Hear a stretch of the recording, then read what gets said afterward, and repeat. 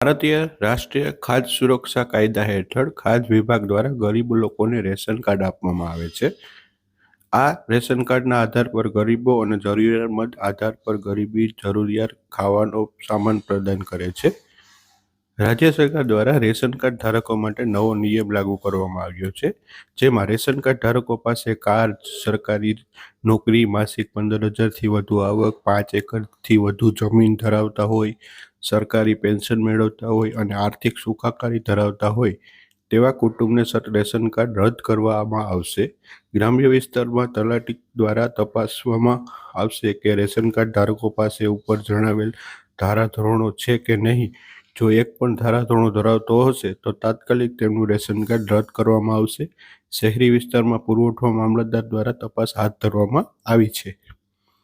જો કોઈ પણ રેશન ધારકો જે મુજબ ધારાધોરણો ધરાવતા હોય તો પોતાની જાતે મામલતદાર ઓફિસમાં જઈ પોતાનું રેશન કાર્ડ રદ કરાવી શકે છે. તલાટી અને પુરવઠા મામલતદાર દ્વારા તપાસ કરવામાં આવશે અને જો તપાસ દરમિયાન ઉપરના કોઈ એક ધારાધોરણ ધરાવતી હશે અને રેશન કાર્ડ ચાલુ હશે તો રેશન કાર્ડ ધારકે જેટલા મહિનાનું અનાજ લીધું હશે એ અનાજને એની બજાર કિંમત કરતાં 10 ગણી વધારે કિંમત ચૂકવવી પડે શકે છે અને કાયદા મુજબ કાર્યવાહી હાથ ધરવામાં આવશે. સરકાર દ્વારા કેવાયસીની પ્રક્રિયા હાથ ધરવામાં આવી છે. રેશન કાર્ડ દીઠ કેવાયસી કરવું ફરજિયાત કરવામાં આવ્યું છે, જેથી કરી સરકારને પણ ખબર પડે કે કેટલાક લોકો ખોટો લાભ લઈ રહ્યા છે અને છેતરપિંડી કરી રહ્યા છે. કેવાયસી વગરના દરેક રેશન કાર્ડ બંધ કરી દેવામાં આવશે અને તેમનું રાશન પણ બંધ કરી દેવામાં આવશે.